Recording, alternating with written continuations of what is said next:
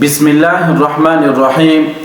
ایک آدمی مریض ہے اور وہ روزے نہیں رکھ کر سکتے، تو آج کل اس سے کتنا فدیہ ادا کرنا ہوگا؟ الجواب وباللہ التوفیق۔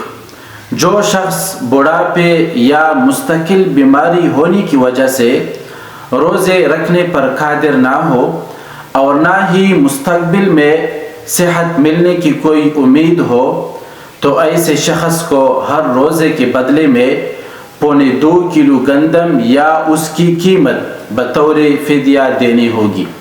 لیکن اگر فدیہ ادا کرنے کے بعد صحت یاب ہو گیا تو دوبارہ روزے قضا کرنا ضروری ہوگا، اور جو رقم فدیے میں دی وہ صدقہ شمار ہوگی۔